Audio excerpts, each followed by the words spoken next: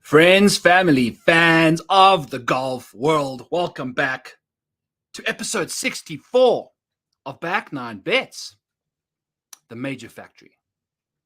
Now, doesn't really make that much sense, does it? It's more to do with the photoshops we put on Twitter and the thumbnail that we have on YouTube. But here we are in the Major Factory. We're going to find out whose production line is kicking out W's. We're going to find out whose production line is kicking out duds. Got duds and W's in today's episode. It's the US Open at the pristine, the prestigious, the serene, the surreal Los Angeles Country Club in California. We've got ourselves a beauty of a golf course, friends. We've got ourselves a beauty of a t-shirt on. We've got the Cam Smith Penguin t-shirt on. We only get it busted out 4 times a year because we don't bet on live for some reason. We don't have data. The model maniac doesn't want to rock the Bob Ross wig every single week. But it is the US Open this week. It is a week after the RBC Canadian Open, where Back 9 Bets and Breaking 100 at rotoballer.com had ourselves a week, an absolute week. We turned our $100 that we bet on outrights, farewell fivers, matchups, and placements, and we won $90 off of that $100, including the $12.50 that we lost on outrights, including the $5 that we bet on Ludwig Aberg to finish inside the top 20, and he finished T25th.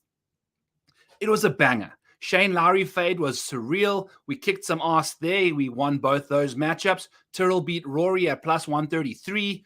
We had boys Eric Cole shooting like course records on the back kind of thing to get inside the top 20. We ran hot last week. It was good. So hopefully the model's kicking out some good names. Hopefully the model's coming together. We've changed some settings from 2023 to 2022 only, and things are looking good.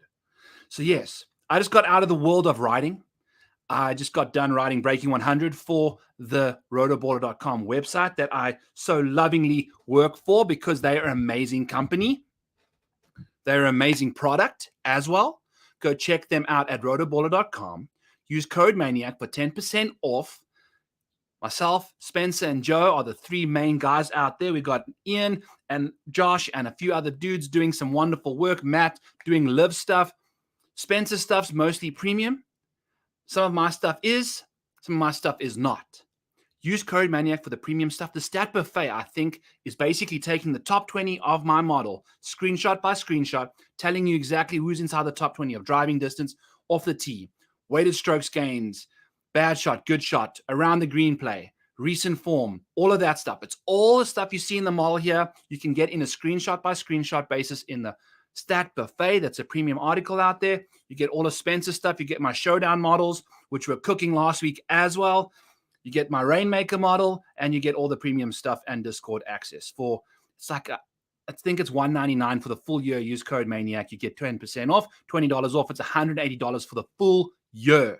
A full year's worth of subscription. Not till the end of the year, a full year's worth. So that's what's going on at rotoballer.com. Use code MANIAC for all of that if you want to help your boy out. It's the US Open week. We are playing at LACC. Like I said, it's a serene, surreal, prestigious, pristine golf course. And we have got the Bob Ross wig on because, folks, we don't know what the hell to expect this week. Nobody knows what the scores are going to be like. Nobody knows how this event's going to play. But Bob Ross, we're going to channel our inner painting artist and go with the flow. As you can see on the screen on YouTube, if you are watching, 2023 is 100%. No more 2022. That year is behind us. That is a thing of the past. As a model settings basis goes, 10% of course history, which is strokes gained in majors. That's going to be our course history. Obviously, we're playing here for the first time. You can't have course history from a course you're playing for the first time because we've got the Bob Ross wig on. 10% for strokes gained in majors. 75% for all the stats we're going to list off here in a little bit. 10% for the last 24 rounds of golf strokes gained total, so recent form, and then 5% data golf's rating. Just a little bit of data golf love. I'm not using official world golf ranking points because those don't really make sense anymore, especially in a field like this. So I felt like the data golf ranking would definitely help normalize some bad rankings we're going to have from Live Golf dataless guys. In the stats model, 40% total approach, 5% recent, 5% in majors. We've got a slew of different proximity numbers with 12% going to 200 plus, 9% from 150 to 200, 6% from 100 to 150, and 3% from 50 to 100. So we've got a lot of 150 to 200 plus in this model. Long irons, and then there's going to be some wedges. It's got all sorts of shots at this beautiful golf course. We're going to see them all. Then we've got around the green play in majors, 7%. Around the green last 24 rounds, 3%. Birdie or better rate, 5%. Bogey avoidance rate, 10%. Par 5 scoring, 8%. So we've got some sprinkles in here. Some putting in majors, 5%, 2%, 2%, 2% for 3-putt avoidance, 5 to 15 feet on bent grass putting in general, all that jazz. And then driving, we've only got 15% total. Strokes gained off the tee, 4%. Distance, 3%. Last 24 rounds, 4%. And then 4% for courses longer than 7,400 yards. Or 7,200 yards, sorry. That's what's going on. This is where we are living. It is the LACC Country Club. We are going to dive into the model. We got 4 outrights. We've got 6 placements. We've got 4 matchups, and we've got all sorts of DFS to talk about.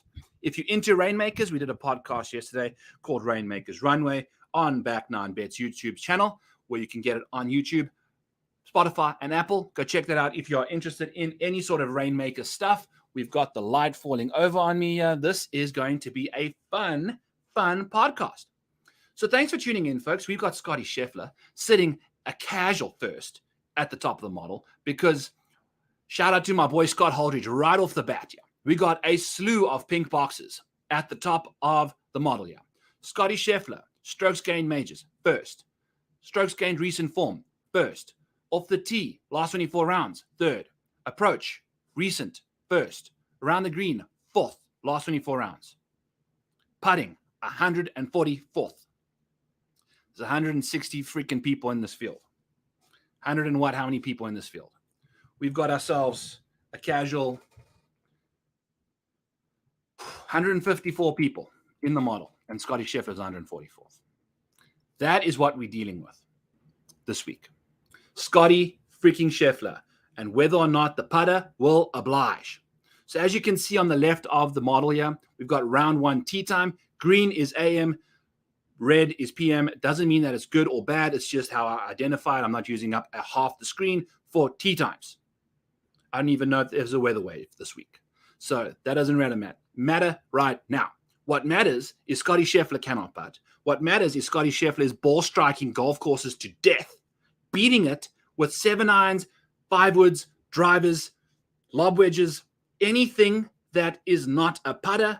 Scotty Scheffler is a certified killer. He's on the run. The cops are after him. The LA County Police Department is got a warrant out for Scotty Scheffler's arrest because he's been murdering the ball striking stats. Major approach play, 3rd in the field. Proximities, good Lord. There's like nothing that he does badly on the iron side. Strokes gained weighted, 1st. Poor shot avoidance rate, 2nd. Poor shot avoidance means 1 single approach shot, you lose over half a stroke. Good shot is gaining over half a stroke on a single shot. Hitting it inside like 6 feet with the wedge, hitting it outside of whatever the yardage is, bad. So that's that. Bogey avoidance rate. With ball striking like that, he's 1st in the field. There's this like, what are we doing here? So he's 11-4. He's 25% owned right now. Apparently, he's going to be popular. Scotty is going to be popular. He's going to be very popular. I think we're still going to play him. You got to. You cannot fade a guy who is literally hitting the ball this well and putting this bad. If he just gets the putter figured out to a small degree, the last major he played in, he gained strokes putting, finished 2nd. So the floor is there. The floor is basically touching the ceiling. The ceiling disappears once the putter revitalizes itself. That's the Scotty Scheffler code this week. It's a pretty simple situation. Scotty Scheffler, 11-4, 25% owned, 7-1 to win this tournament. Can't get there. We have other guys we want to bet. That 7-1 is single bullet range. With a putter like that at 7-1, it's tough. Tough to go there. I know my main man at Flag Hunting Pod is a big fan of Scotty this week. Good luck. But we are not there. We are not there. Although in all 11 of his starts, it's been top 20s. That's ridiculous. And those have been like top 12s, not even top 20s. So we got some crazy stuff going on with Scotty Scheffler. But you guys know all about him. Everyone's been speaking about him. He sucks at putting. He's the world's best tee to green player in the world. Right? That's what's going on with Scotty. What's going on with Brooks Koepka? He's second in the model. That's auto-adjusted. I added a little extra percentage points to his rating to get him right around Jon Rahm's rating. Because I feel like him and Rahm, I feel like they're in the same boat. If you take a look at what Brooksy's been up to over the last few majors, 78 rounds of majors to be exact, he is second in the field in strokes gained total behind Scotty Scheffler. He is second in recent form. He is the best on hard golf courses. He is also the second best from 100 to 200 in strokes gained on approach. And then, the birdie or better and bogey avoidance rates, we don't have a clue what those are. So that's why we had to manually adjust, because whatever we're using from a long time ago isn't even relevant anymore. Ernie doesn't ban. Ernie's not a fan of Brooks. We are. It's going to be weird. We're going to have to maybe take a page out of my main man, Ron Klaas's book, and say we're going to play most of these guys at the top and just sprinkle them in. The ownership isn't that crazy. To get to Brooks, you got to just be 40%. You don't have to be overweight. Scotty, you're going to have to rock 50% plus to get some over 2 times the field. That's what's cooking over there with the ownership side of things. Brooks Koepka in a major, he's the accomplice to Scotty Scheffler. Maybe even Scotty's Brooks' accomplice. But, good Lord, is he going to win a second major in a row? We don't know. He's 12-1 out there, 10-8. We'll see what happens. We don't know what his game's going to do outside of the fact that it's a major and Brooks is going to be pumping out. So that's what's going on there with Brooks. We'll play a bit of him. I feel like you got to play all these guys here in the top of the board. I think in a major like this, you've got 2. But we'll see. Pay attention to ownership. Third in the model. We're scooting through because we don't really have any out-routes on these guys. Jon Rahm. Third in the model behind Brooksy and Scotty. We're not sure if Rahm's actually second or if Brooksy is actually second because we did some manual editing, but that's okay. We'll figure it out. Jon Rahm, 11-1. I find it hard to believe that he's going to be higher owned than Brooks Koepka. I find it hard to believe that at $300 more, he's going to be higher owned than Brooks.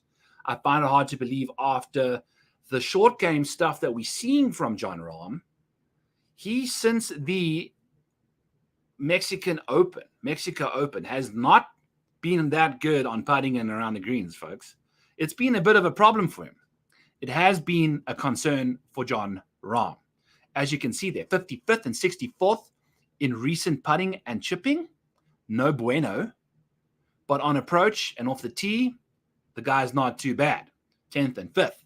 So the ball striking is always going to be there with the big Spaniard. We don't necessarily know how much of an advantage you're going to gain off the tee by having length and accuracy this week. Potentially just length is what you're looking for.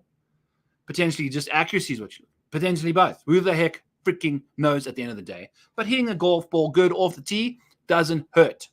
So check out some Jon Rahm. The approach play has been great. The weighted strokes gained is second in the field. The majors strokes gained approach is lacking a little bit for Jon Rahm. He's got 86 rounds in the bank though. So maybe if we change those to the most recent majors, things change up a little bit. That's potentially what happens.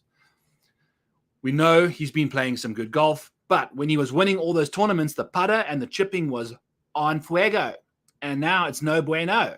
We've got a lot of Spanish stuff going on here for the Spanish guy.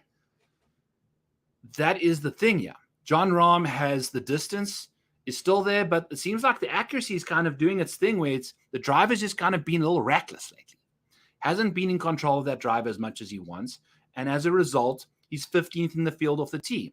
This is Jon Rahm, who was once one of the best drivers of the golf ball in the world by a landslide. So now that drive is kind of going away a little bit.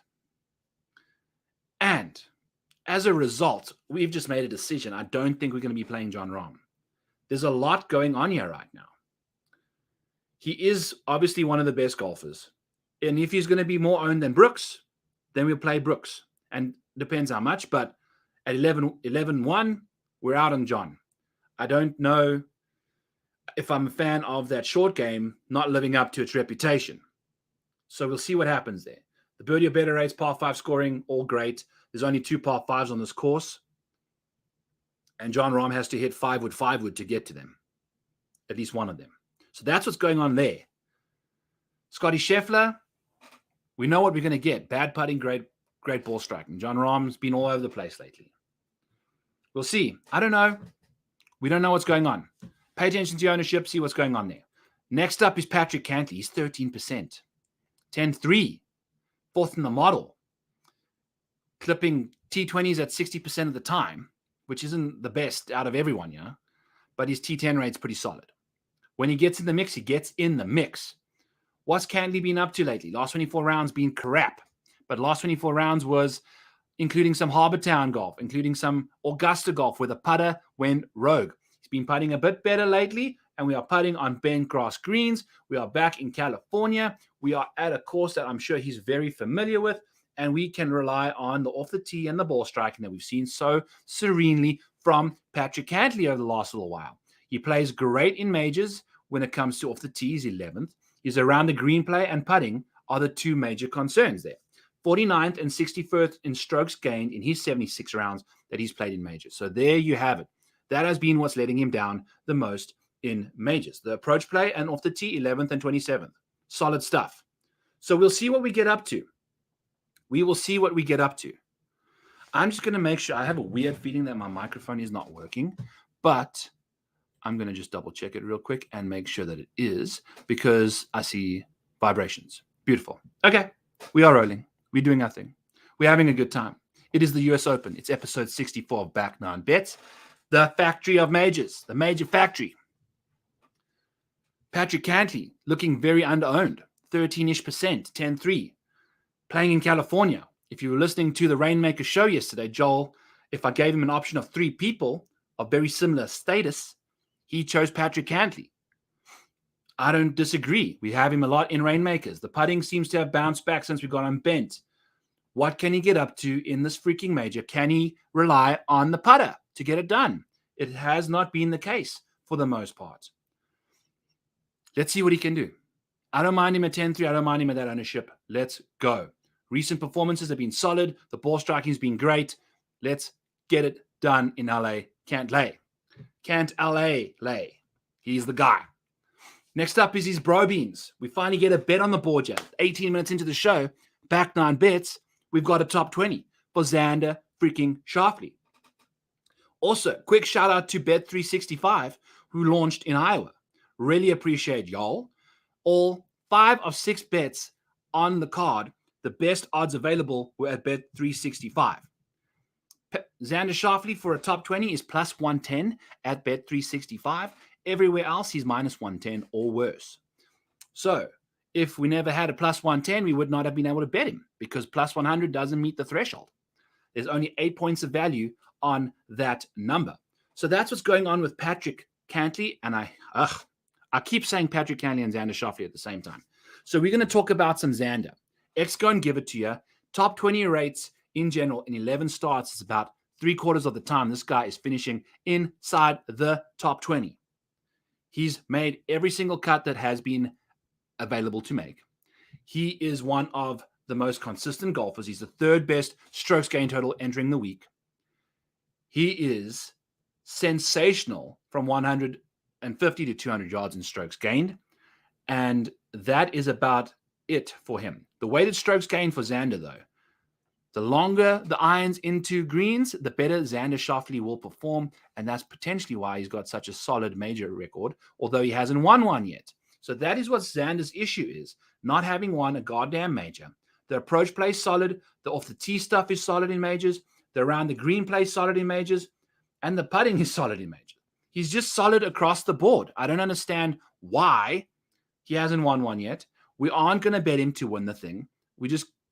I don't know why. We're going to bet some other guy who's never won a major instead, but we're going to bet him at plus 110 for a top 20. And that is where we are going. Xander at $9,600 is looking like he's approaching 20% ownership. That makes a lot of sense. You know that the major track record is 6th in the field in strokes gained total. The recent form is 3rd. The golf course suits him fantastically. Fantasticals. We got all of that going on. He's a California guy. It's just too much to like. So we've got ourselves a top 20 bet. Potentially may have to get off of him in DraftKings pending ownership. The next guy's up. 5th in the model, 6th in the model.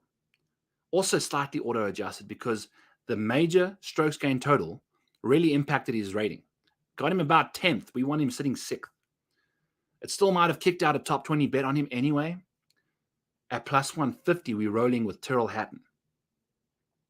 Yeah, for a top 20. He's finished top 20 in 75% of his 12 starts so far. We go to a major. He just finished top 15 in the last one he played. This is not Augusta, although it has been comped to Augusta. It's not Augusta. We know Tyrrell has got a severe disdain for Augusta Country Club or Augusta Golf Club. He's plus 150 for a top 20. He's also 42-1 on Circa to win this tournament. Is Tyrrell Hatton. 42-1. I'm assuming there's 30s out, 35s, 38s, whatever the hell's out there on Tyrrell. This dude, outside of his major track record, has got the 4th most total strokes gained entering the week in the last 24 rounds. He has got, my friends, the 6th best putter in the field, the 11th best around the green game, the 18th best off the tee game. And if you take away the first 4 rounds that are making up the last 24 rounds of golf on approach, Hatton's approach play is even better than the 38th that it's showing us right now. If you take a look at what he gets up to in majors, Tyrrell Hatton off the tee has been terrible. Terrible off the tee for Tyrrell. It's kind of been rough there. 43rd on approach. The putting has also been 100th in the field in majors. So that potentially has got to do with Augusta. He's probably got a lot of Augusta rounds in there, and we know he's not a fan of that golf course. But he's the 4th best putter in the field.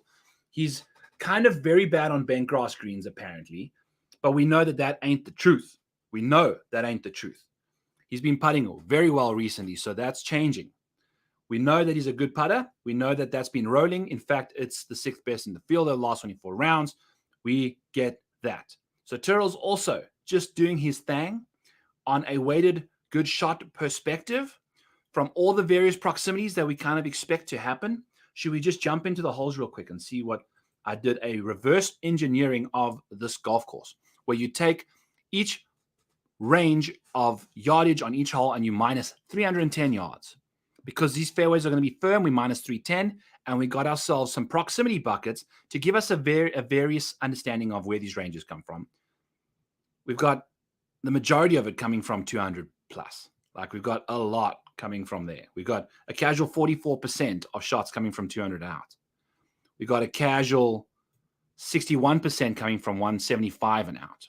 So you want to know if you've got a good iron player, he's going to be a good long iron player. And Tyrrell Hatton is one of those. He hits really good shots, 7th in the field in good shot rate when weighing those kind of weightings in. Also 48th in poor shot avoidance. So you're going to get that from Tyrrell. He hits bad shots as well as he hits good shots. So that's his problem. It's just the inconsistencies.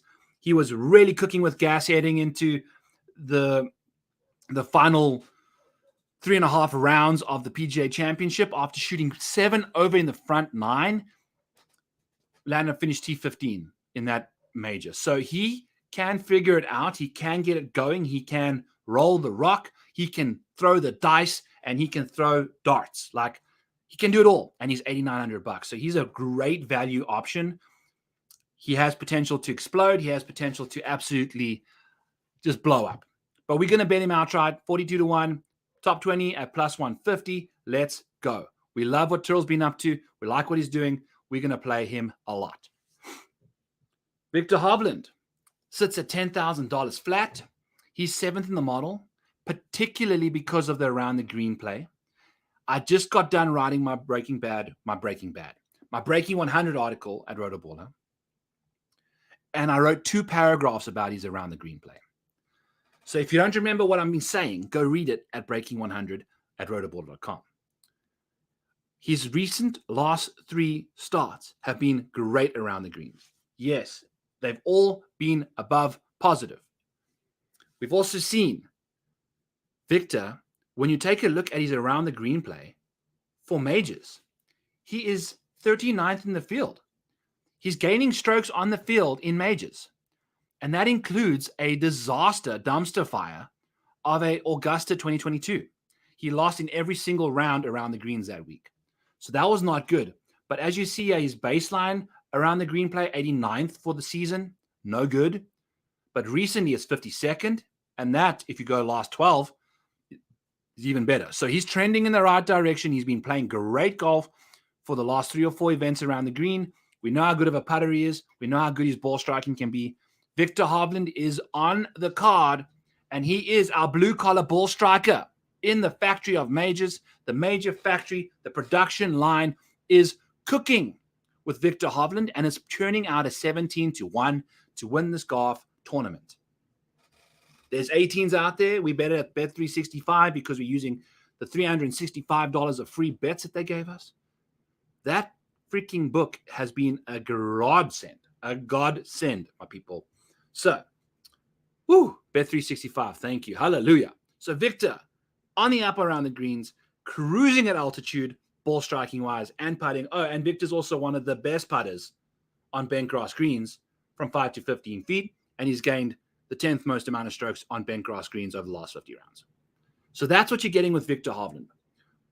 He also gained strokes in all 4 rounds at the Open in, where was it? Scotland, at St. Andrews. That to me has got very similar vibes. If you can chip and putt off from around those greens, I don't know how much putting you can do from these fringes. I know the grass is going to be very tightly packed. Firm, turfy conditions for Victor is going to be a concern for lots of people. We're gonna take our chances on this dude. I don't know how we're going to roll him out in DFS at $10,000, 16% owned. Who the heck knows? But we don't mind him at all to win this tournament. His upside is nuts. His last 3 majors were T4, T7, T2. So this dude, I could not bet this number. I know the number sucks at 17-1, but I could not sit on the couch and recall Victor Hovland pestering the top of the last 3 majors leaderboards and not bet the guy. He just won at Murfield Village 2 weeks ago. So he had a week off. You know, whatever. It's basically like he didn't win last week. So he's back to playing normal golf again. And his form is nuts. His ball striking is great. The around the green play seems better. And the putting it can get hot. It can get so hot on these greens. So we love Victor, 17-1. Let's freaking go. Let's freaking go. Vic, Big Dick Vic in the house. Let's fire it up. Let's cook with gas. Let's go, Victor. Rory McIlroy. Hello, Rory. $9,900 less than Victor Hovland. Recent form, 9th. Strokes gained in total in majors, 3rd. Beautiful stuff. Strokes gained off the tee in majors, 3rd. Distance, he leads the field. The guy is a nuke factory. He is a nuclear factory. Accuracy, horrible. That's okay, whatever. He's got distance. And it seems like he kind of reins it in. Approach play in majors, 30th. Around the green, putting, 22nd and 39th in majors. The bogey avoidance for Rory is bad. It's very bad. 74th in the field. That's a big factor this week. If it's going to be playing difficult, we've got that going for him. It's not going for him. He makes too many bogeys and not enough birdies. And we just don't know if Rory's going to be a killer. Man, the guy's been in contention too many times in the last little while and just fizzles out. Just absolutely fizzles out. If he played a normal round of golf on Sunday, he would have beat Tyrrell Hatton in a round 4 matchup or in the tournament matchup, but landed up losing to him because I think he shot like level par when Ches Reavie shot 28 under on the back 9. When Ches Reavie is shooting like 6 shots better than you on a back 9 as Rory McIlroy at a golf course that's got thick penal rough and you're hitting drives 320 yards. You need a self-evaluation, Rory. But also a lot going on. A lot going on for Rory. You know, the PGA Tour's poster child, dealing with some issues off the course that can never help. Hopefully once golf just kind of gets collaborated again, he can forget about his responsibilities off the course and just play some goddamn good golf again. It's fun watching him play good golf. But we're not in on him at 20% at $9,900. Although he's played well in majors. I don't know. I don't know how much his drive is going to be a factor here this week. That's usually what helps him. But I don't know about this week. We'll see.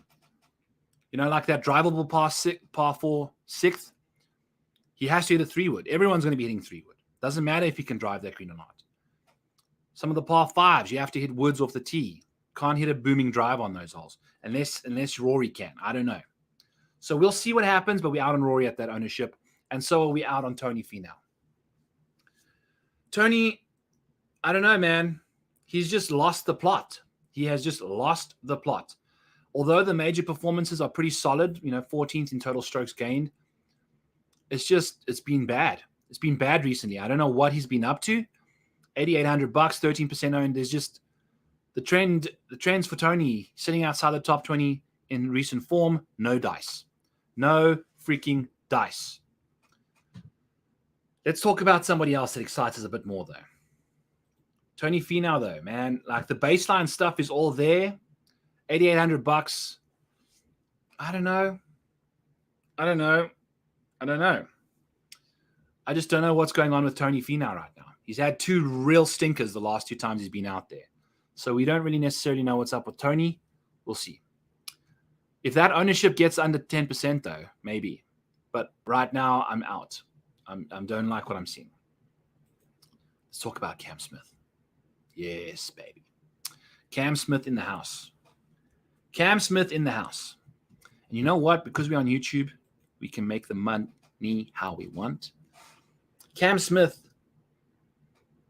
has got like 0 stats. And we're going to be talking about a guy that we don't have any stats on, basically, recently, that we're betting an outright on. 32-1. There's a 30 at FanDuel right now. Go grab a 30-1. Jeremy, I'm telling you now. 32 minutes 30 in the pod. Go grab yourself a Cam Smith to win this week. There's been rumors that this golf course can be comped in certain aspects, in certain elements, and certain degrees to Kapalua. I think it's a bit of a comp to St. Andrews. I'm probably a little biased because Victor and Cam both played well. But it's also just a major. There's rumors that it plays a lot like Augusta Country Club because it's a bit more relieving off the tee. It's a second shot golf course that requires a deft touch around the greens and a feisty putter. And those are 3 things that Cam Smith does very well. The driver, he said in his press conference, seems to be moving in the right direction. He lost 2.5 strokes at Oak Hill in that thick cabbage and still finished freaking 9th because he had the best putting week of the week, probably. He leads the field in the last 24 rounds putting. Cam has been balling out with the putter. So there's been a handful of people, and by a handful, I'm thinking like 6 or 7, that over the since 2017 have gained 10 plus strokes putting in a week. Cam Smith is one of those people twice. He's done it twice. He did it at the Players, and he did it when he won the Open. So when Cam Smith's putter starts heating up, he wins golf tournaments. And I think with the way he hits his irons and potentially having a lot of open shots into the green compared to where he typically comes from with the driver at this golf course, he's going to have a lot more birdie putts. And when you are Cam Smith, there is not a single hole on a golf course that when you are on the green, that's safe. It is lubed up. It is ready for penetration from Cameron Smith. This is what you're going to get. Get some seriously sexual references that I'm kind of ashamed of now that I've said it out loud. But that is the situation. That putter is filthy. It's also on the run. The LACC PD is looking for some some sexual assault that's happened on these bent greens recently, courtesy of Cameron Smith. 32-1, Cameron Smith. Let's go. Not betting him for a top 20. Definitely going to be playing him in DraftKings just because he makes a lot of birdies. He's just a birdie machine. And even at a course like this, now, also about Cam Smith. If this golf course, we don't know. We think it's going to be -6, -8, -9, sub 10. What happens if it gets to -16? There's some easy holes out there. There are some tough holes. But if you scramble your face off on those tough holes and make a few putts on the long ones and then dominate the wedges on the easy ones, you can make some birdies, boys and girls, at this golf course. So there's a potential that it can be low scoring. And Jeff Shackelford said on the Friday pod that he expects that this USGA is going to let the design of the golf course do the talking. And we don't want to protect the par. Now, the USGA does whatever they want.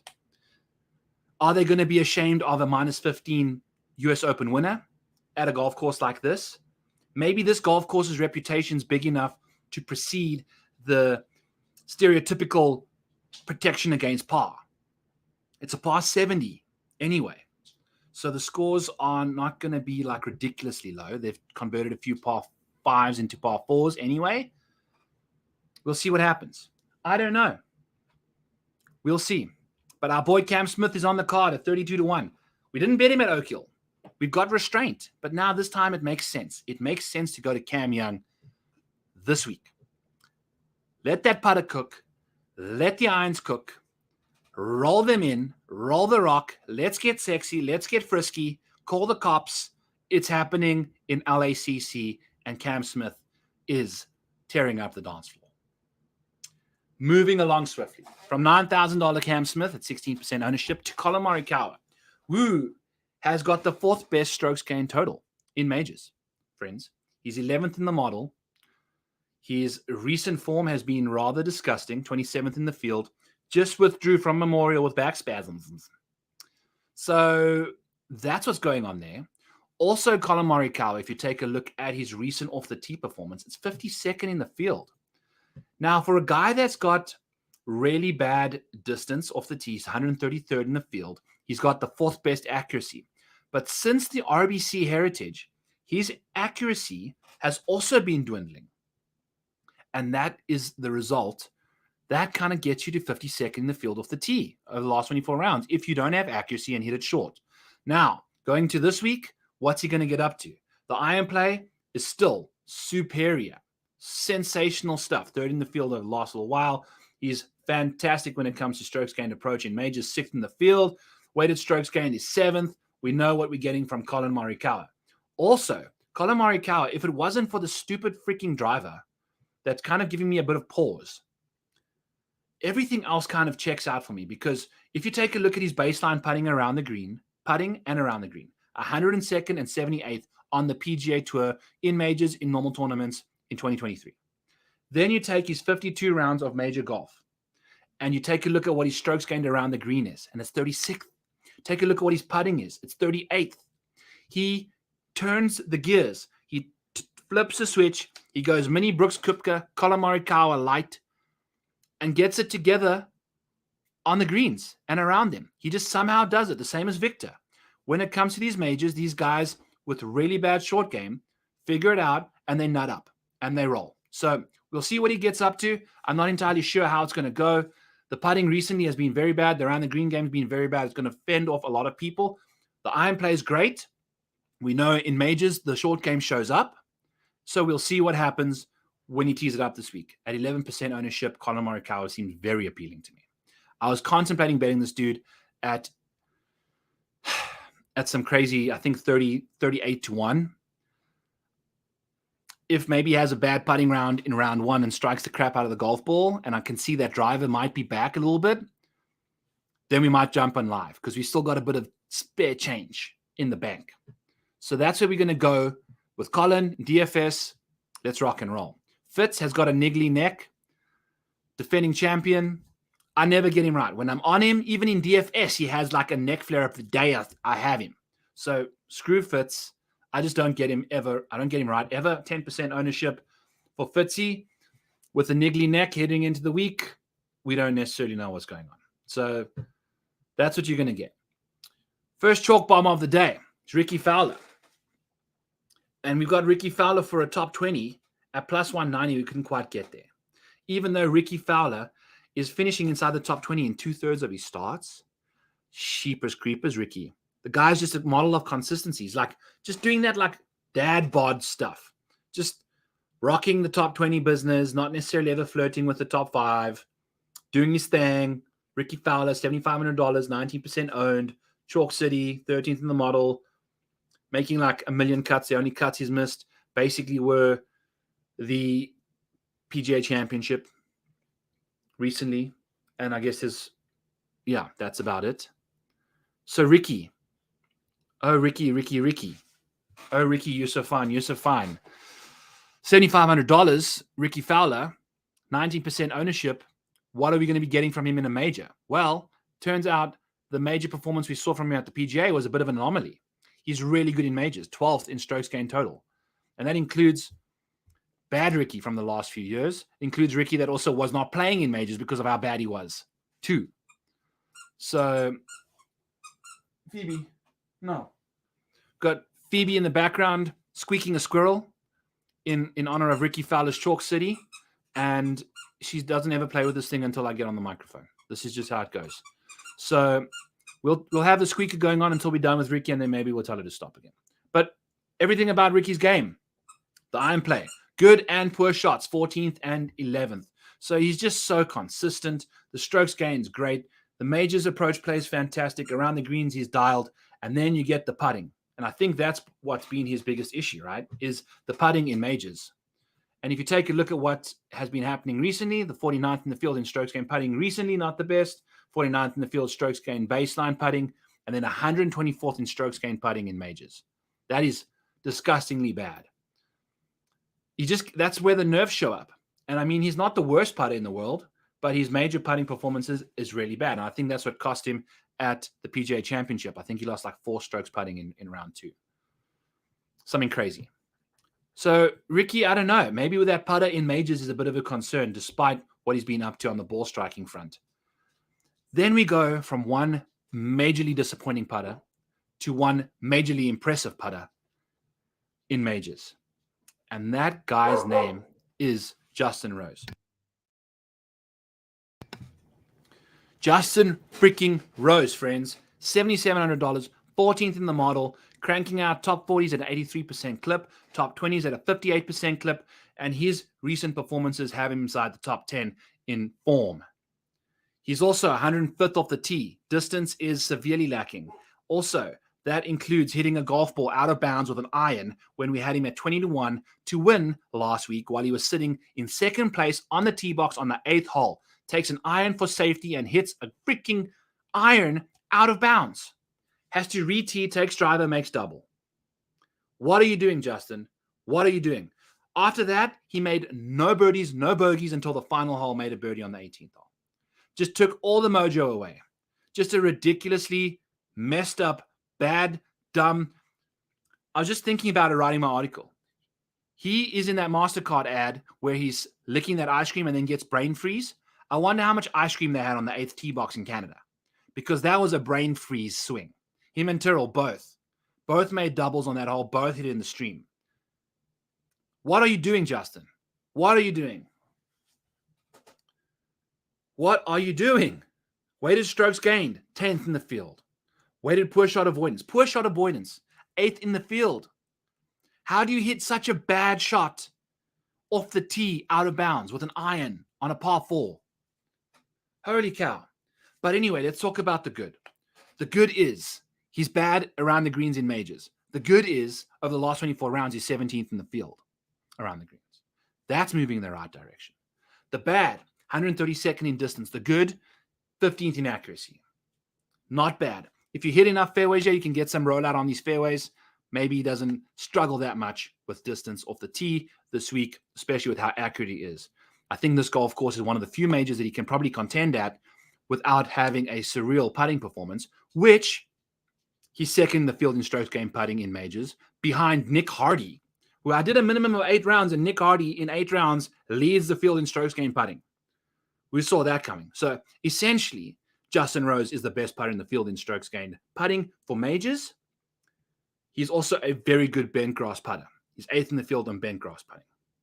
So you're going to get all of that stuff from Justin Rose. You're going to get accuracy off the tee, essentially eliminating disaster, right? You're going to get a guy whose strokes gained from 200 plus is 5th in the field. So he's a long iron beast. You're going to get a guy whose poor shot avoidance rate is 8th in the field. Excuse me. It's 8th in the field. Strokes gained total is 10th. So you're going to get accuracy off the tee, impressive long irons, and around the green play game that's moving in the right direction from 52nd in majors to 17th over the last 2 dozen rounds. And then you're going to get the best major putter to walk the planet that's in this field. So Justin Rose is 65-1 on Circa. We pulled that trigger, and we are back on Justin Rose. And we're going to be playing him at $7,700 in DraftKings instead of Ricky. We're not going to play both. We're going to play Justin instead. Because I think I want a better putter in majors than I want a Ricky Fowler who's evidently impossibly doesn't know what to do in majors when it comes to putting. So that's fun there from Rosie. DraftKings, $7,700. We'll play him no matter what. I feel like that's a solid value play. He's one of the best iron players in the world right now, and he's playing some great golf. Also a phenomenally good putter. On bent grass greens, we get that this week. A lot to like about Justin Rose. Jason Day's 15th in the model. We are cruising through this thing slowly. I'm not sure what's going on there. Jason Day, I just saw, switched out his irons. Didn't like how his irons were coming out. Just had one of his best iron performances at the Byron Nelson. Decides I'm changing my irons. So Jason Day at $8,100, 10% owned, is going to be a head case. He's also pretty solid when it comes to around the green play. He's just a solid golfer right now, but I don't necessarily know what we're going to be getting from him. Apparently, he's got some bone bruise on his wrist that we've battled through, missing the cut at Murfield Village. So what are we getting from Jason Day? I have no idea. He is one of the best guys at avoiding bogey, though, on tour, second in the field behind Scotty Scheffler. So if you're going to a difficult golf course, that's what you're looking for. Jason Day's your guy. Now, does Jason Day with new irons still provide that kind of safety? Who the heck knows? Apparently, he's changing his irons 2 days before the tournament. So fun stuff for Jay Day there.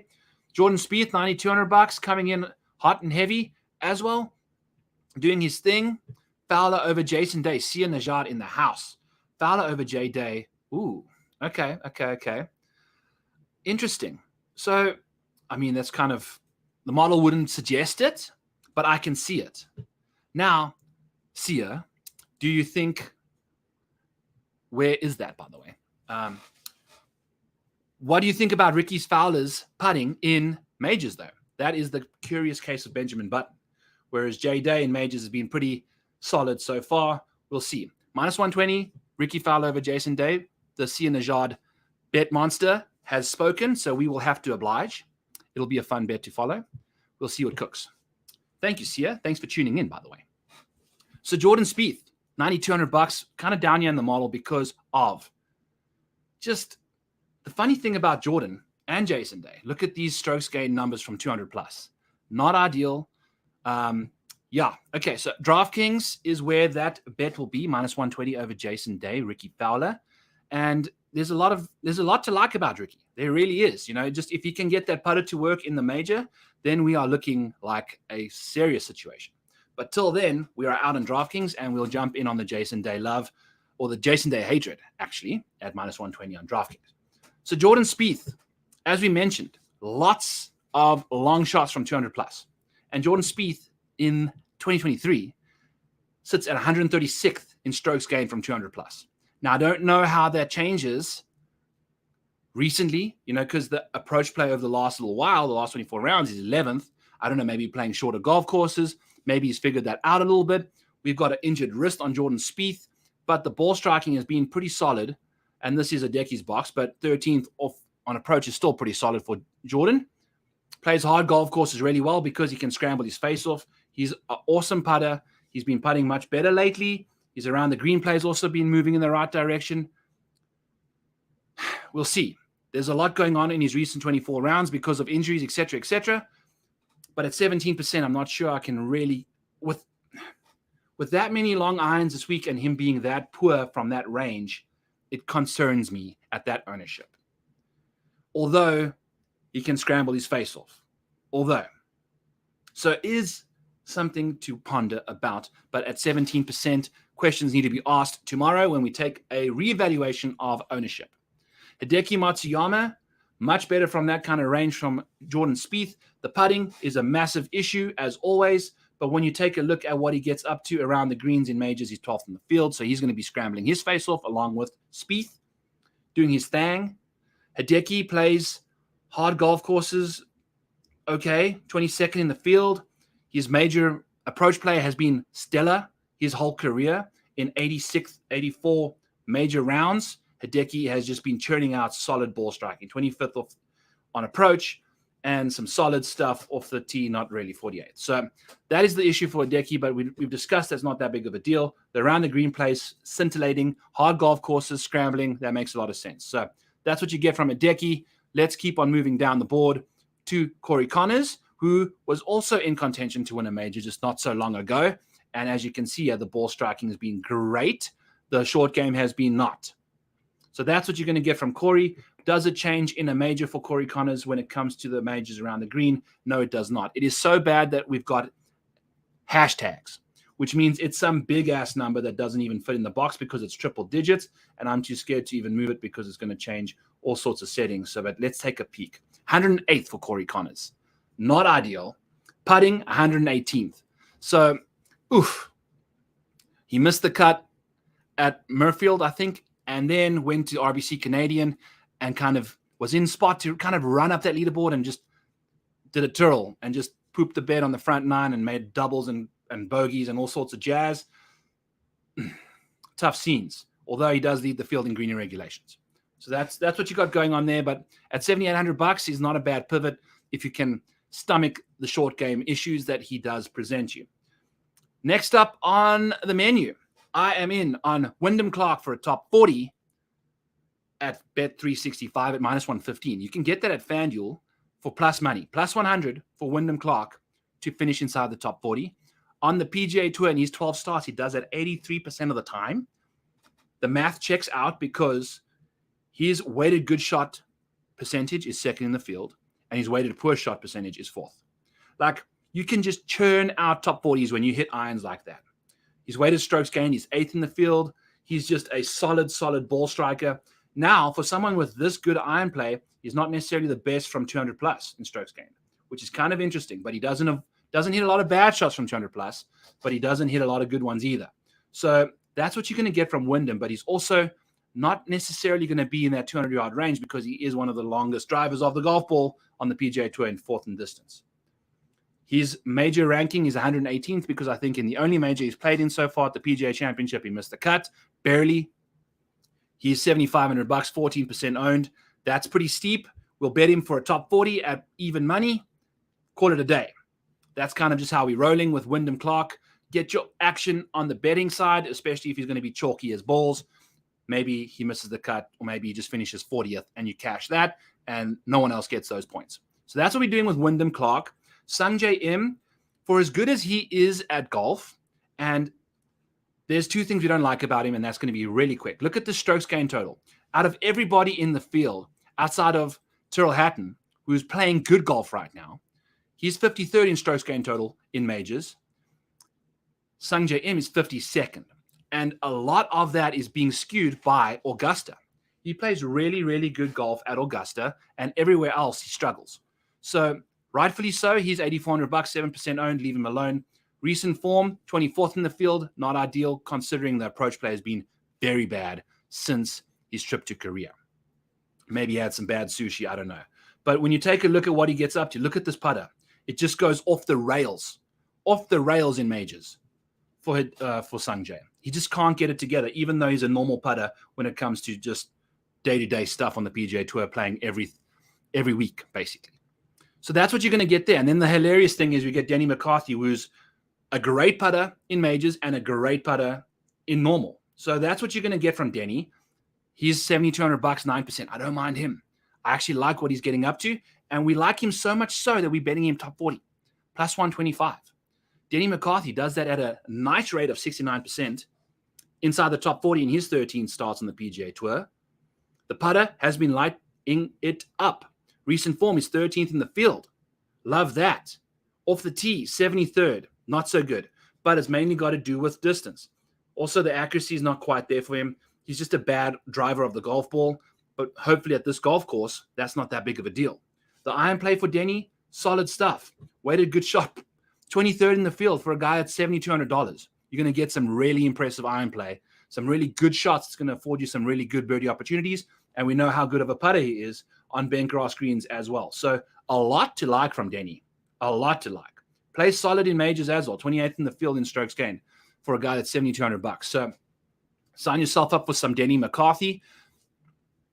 I'm not entirely sure how we feel about Tommy Fleetwood after getting absolutely battered in 4 rounds of playoff and having multiple opportunities to win the damn thing, and then like Justin Rose, I guess if you're English and under pressure, you hit an iron off the tee box way right.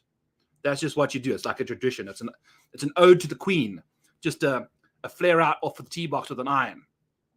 It's like a sipping your tea, just disaster city. So Tommy Fleetwood's going to be 16% owned coming off a week like he had. He looked absolutely drained in the middle of that playoff coming off the 18th hole. I don't know. He plays solid in majors, 18th in strokes gained, 16% ownership at a $7,900 price tag. We're out, especially after last week.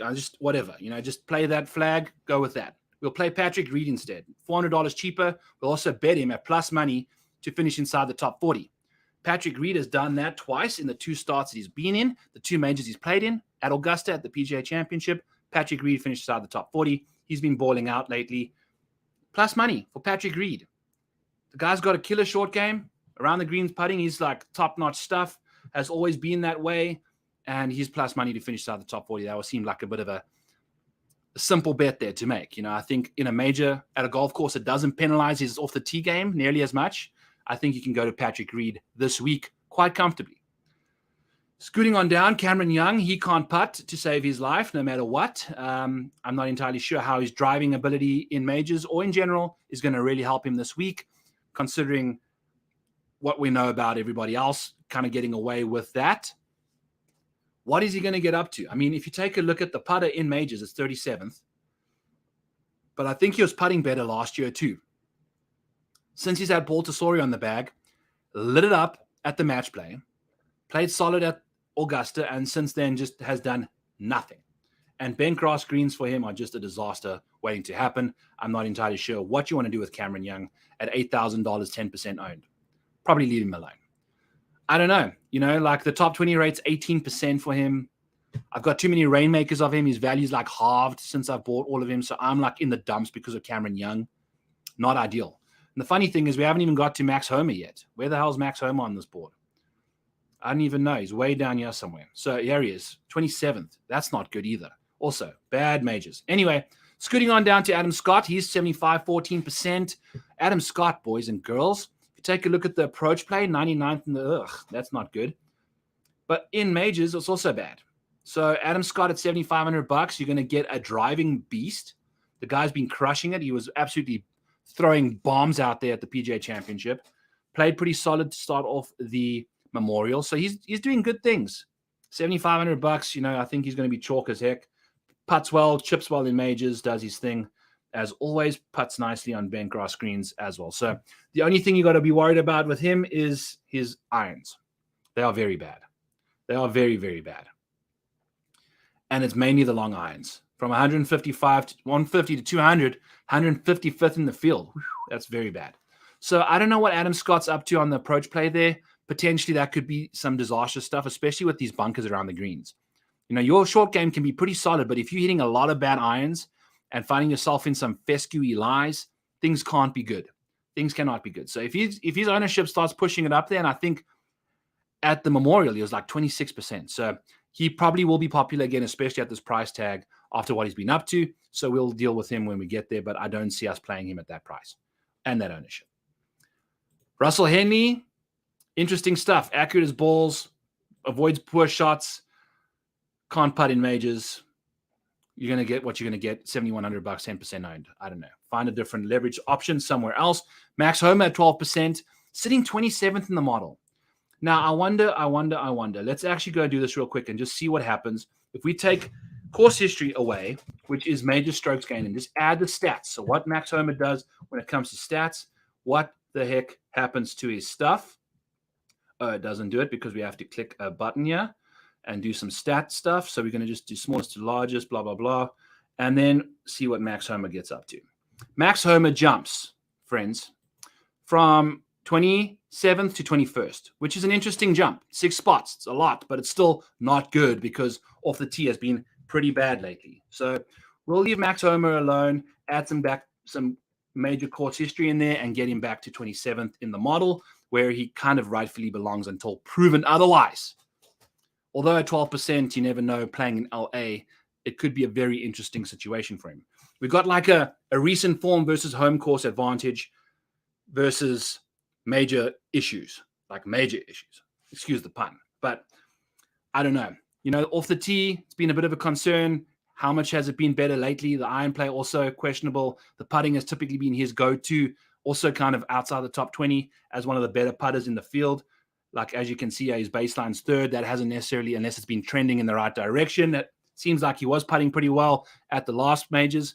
But as the major goes on, you can't keep putting your lights out unless your name's Cam Smith, and he just kind of whittled away.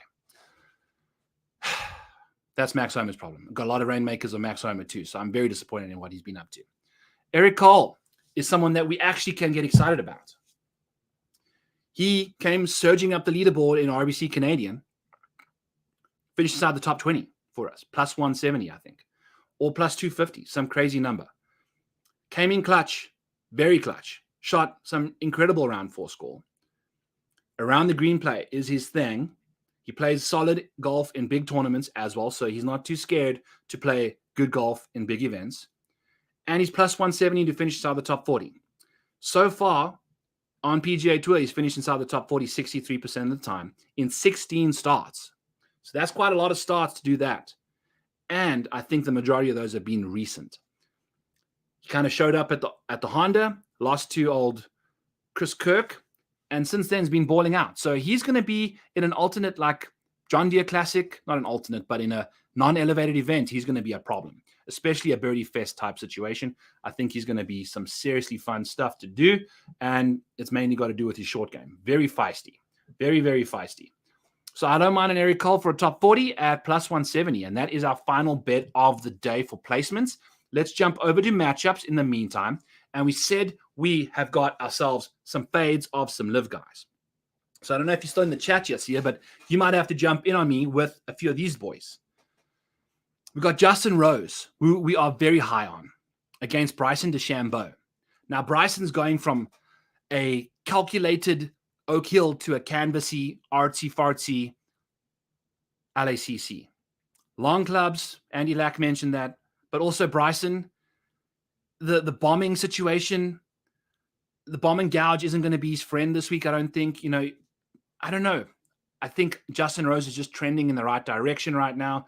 Bryson on a course like this just doesn't seem like he's got it. He's not going to overpower this golf course. You got to have finesse. I don't think he's got it. Also, we have 0 stats on the guy, but I do like Rose's trajectory. We'll go with him. Sergio Garcia sucks at golf, apparently.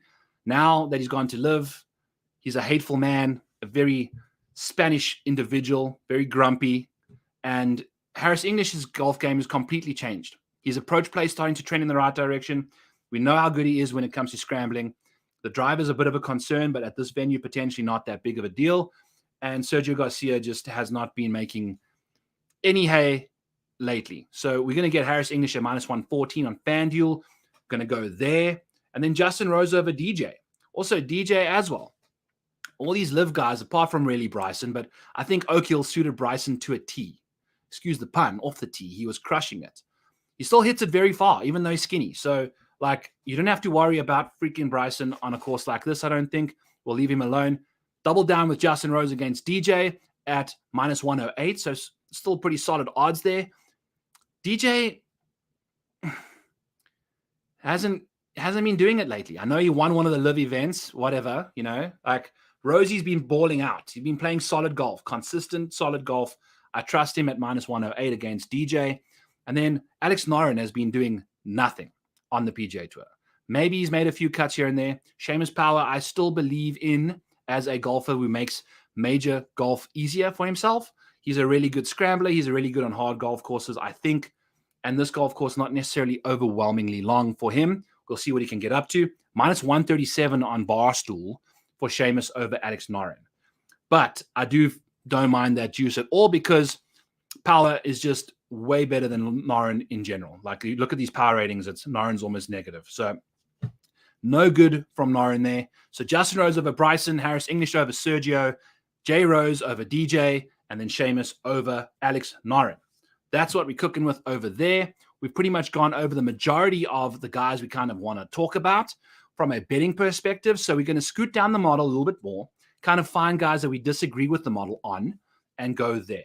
And the first name I see is Sahith Theegala. Sahith Theegala, accuracy off the tee, 145th. Horrific. We thought we can see those long irons, that driving iron at RBC Canadian. No, not to be. He freaking stank it up off the tee, was one of the worst off the tee, and the rest of his game kind of salvaged the week. Still made the cut and is rolling out a 100% made cut streak in his dozen rounds of golf. So we're going to get Sahith playing in California and apparently like 10 to 15 minutes from where he lived in LA. So maybe 25, whatever. It's his home course. He's played here multiple times. I think a golf course so nuanced like this, that can only be a benefit. I think someone with as a bad off the tee game as he does have, playing a golf course you're familiar with can also definitely help. He says that driver off the tee here is not that big of an issue to him because it's a bit more forgiving. And he said this in a SiriusXM interview. Now you take a look at weighted good shots. So once you get yourself off the tee box and avoid purgatory, as Sahith Theegala, weighted good shots, fourth in the field. Holy cow. Love that. Going to hitting some serious darts. And the majority of those are coming from this 100 to 150 range. He is one of the best at like a 15% clip inside 150. He hits it inside 6 feet, 15% of the time. So when we get Sahith Theegala with a wedge in his hand, he is lethal. 1 in 6 shot, you're going to be making a birdie basically because he's a good putter and we can see him light it up this week. I mean, look at the putting over the last 24 rounds. It's 10th in the field, around the green, 33rd. So we'll see what he can get up to. Darbo in the house. Yo, yo, yo. What's cooking, my brother? We are well into the pod. Thank you for showing up. We're talking about Sahith's wonderful wedges, the wonderful world of Sahith wedges, and how bad his driving is, but on this golf course, potentially not nearly as bad because he feels a lot more comfortable on his home course. Similar situation is going to be Shane Lowry. And we never played Shane Lowry last week because we thought birdie fest-ish, minus 17 would win the tournament, and so it did. If the expectations of this week are that we're going to see minus 9 be the best score out there, Shane Lowry can easily find himself inside the top 10 because that's just what Shane Lowry does. The approach play for Shane Lowry, stellar. The driving for Shane Lowry, stellar. The around the green play in majors, 44th, solid stuff. Putting in majors, 46th, plays better in majors. Also, putts much better on bent.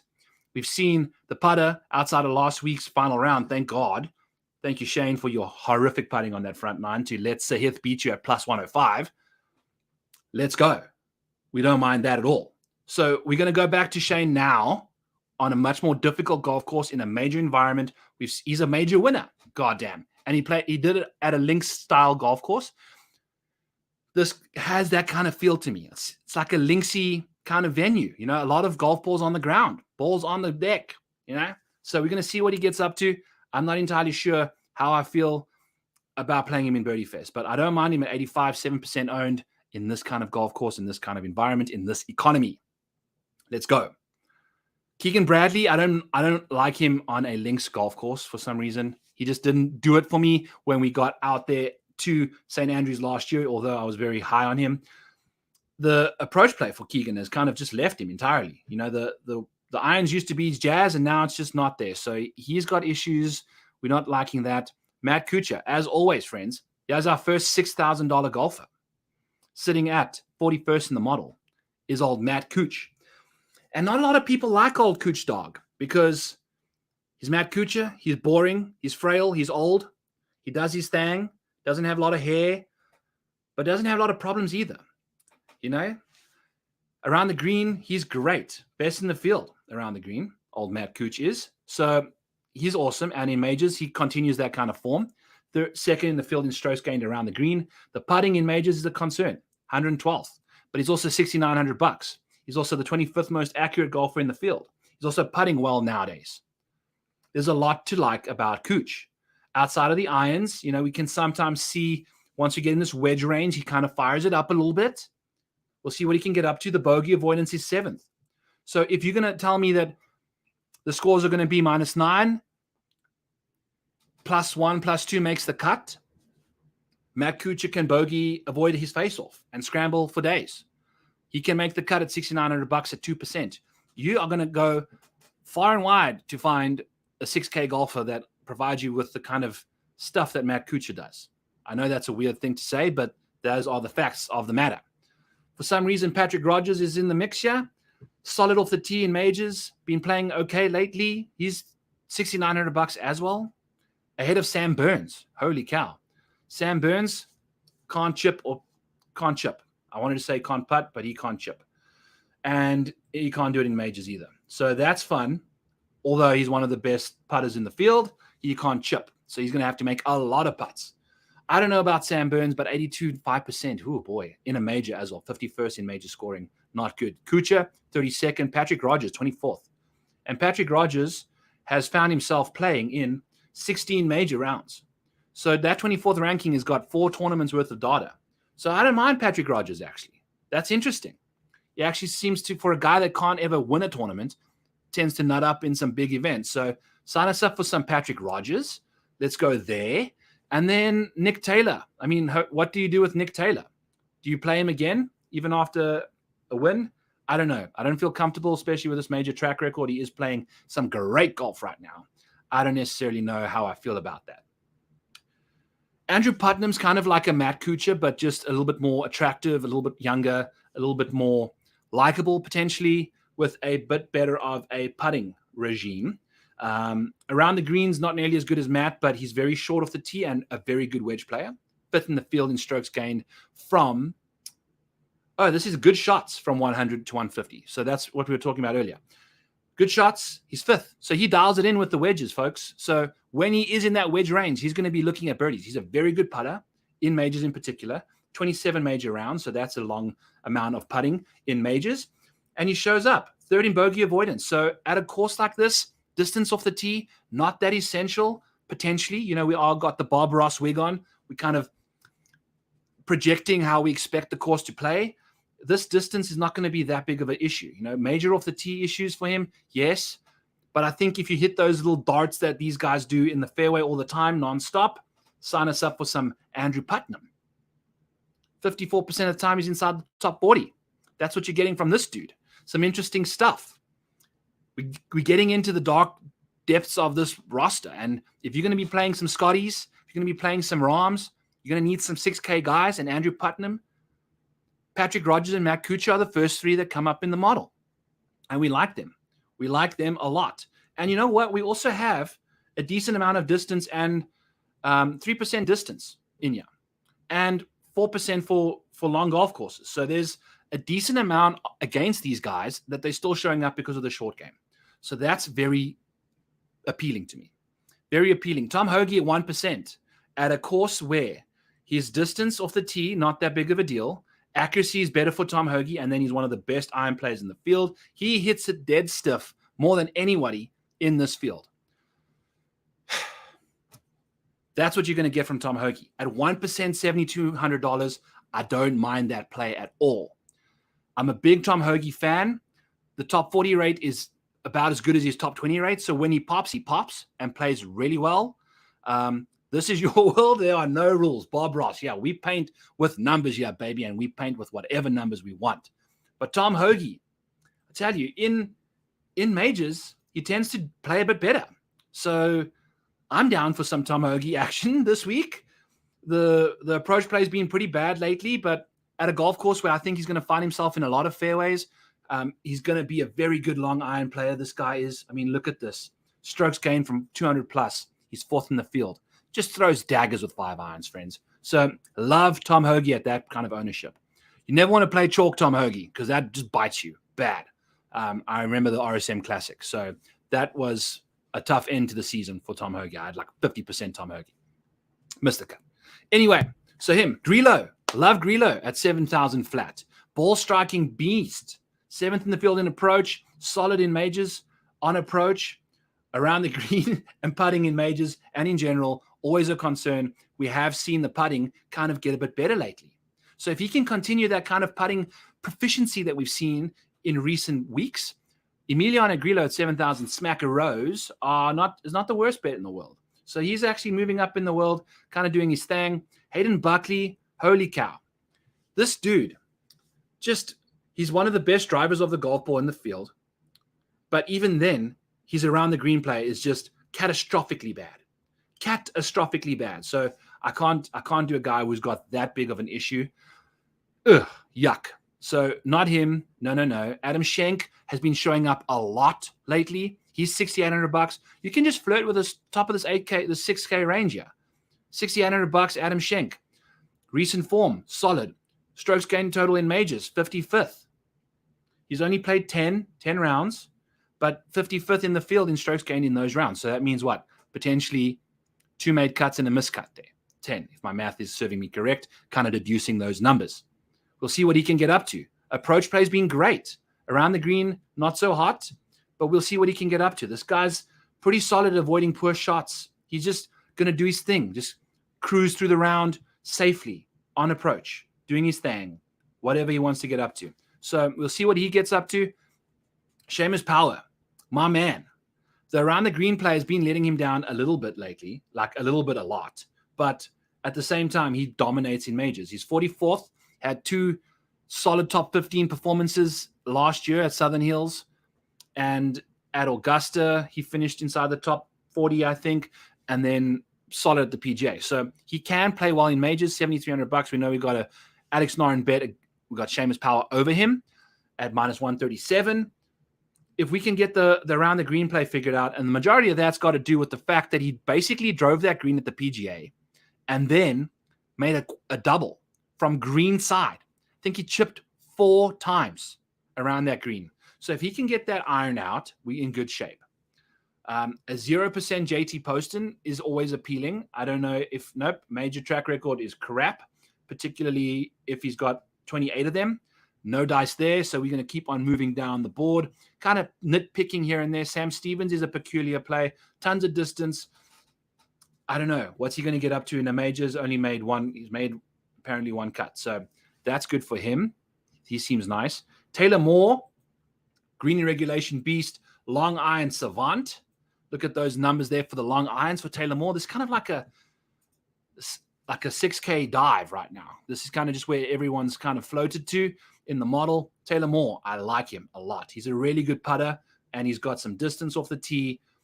We'll see what he can get up to. That he also was throwing his driver around at the PGA Championship. So since then, he's taken a bit of a sabbatical. This will be his first tournament back for a while. We'll see what he can get up to. So I don't mind him at all at this price, $7,400. Scooting on down. Cameron Davis is a peculiar. I mean, he played so solid at the PGA Championship, did his thing, $7,200. Let's keep looking for some 6K guys. Patrick Harrington's interesting. He's so interesting because he's so, like, he's a wily old fox, you know. He's like a Matt Kuchar type situation where he's just snibbles and sneezes his way inside the cut and just gets it done. $6,600. He's old. He's on the Champions Tour, but he's got one of the highest ball speeds on the PGA. So it's like, it's crazy. So Brian in the house with US Open hype. Woo woo. Let's go, baby. We are cruising. We are almost done with the pod, but we are kind of rounding out the final few guys in the model. Michael Kim, just made the week. He got a little last-minute invite to the US Open. So we'll see what he can get up to at $6,900 at 1% owned. But I do like myself some Patty Harrington at this range. And I think that is it for me, folks. I'm not entirely sure I like anybody else outside of Tristan Lawrence. South African boy, complete homer play, solid in majors so far. He's played in 8 rounds, and he's got 63rd, so he most likely made 2 cuts. At $6,600, he's a tidy guy around the greens, I believe, and is just a South African play at $6,600. That's what you're going to be getting there. And then Dion Germes Hayes is someone that's been crushing on the Euro Tour as well at $6,300. So I know my main man at Fade My Play is a big fan of him and had him on his outright cards over there across the pond a few times. We'll see what he can get up to. So that's what's kind of cooking. Yeah, the rest of these guys all look terrible. Wilco is one of the longest golfers in the field, but I don't think he'll do much. So yeah, that's what's cooking, friends. Thanks for tuning in. Just a little recap of the outrights. We're going with Victor Hovland 17-1. We're going with Cam Smith 30-1, 32-1. We're going with Tyrrell Hatton 42-1. We're going with Justin Rose 65-1. Those are our outrights. Then for the placements, we have got some dudes cruising in hot and heavy. Xander plus 110, or plus 100 at FanDuel. Tyrrell Hatton plus 150 for a top 20, both top 20s. Wyndham Clark plus 100 at FanDuel for a top 40. Denny McCarthy plus 125 for a top 40. Patrick Reed plus 100 for a top 40. And Eric Cole plus 170 for a top 40. So those are the bets. This is the US Open. This is episode 64 of Back 9 Bets, presented by Rotoballer. Go check out rotoballer.com, folks. Use code MANIAC 10% off for any premium stuff. The stat buffet is out there. Breaking 100's out there. Please go give it a read. The reason the pod started a little late because I was cramming Breaking 100. It took me like 3 hours to write because it's the US Open. You got to give it some love and attention. So that article was caressed and loved with all my fingers, and it was a 3-hour stint. So go give it a read if you don't mind. It would be nice to see that trending on the Rotoballer website soon. So till then, folks, I believe we're going to be doing a last-minute impromptu crash course of ownership again with my main man, Kurt, tomorrow night at 9 Eastern, 8 Central. We'll figure it out. I'll send out a tweet. But we will be doing a last-minute crash course on ownership tomorrow night, me and my main man, Kurt. Going to be a fun time doing that. Thanks for tuning in, friends, family, fans. We are amazing. Let's have a great US Open. Let's enjoy this golf course. Let's hit some winners. Let's make some money, and we'll see you guys tomorrow night.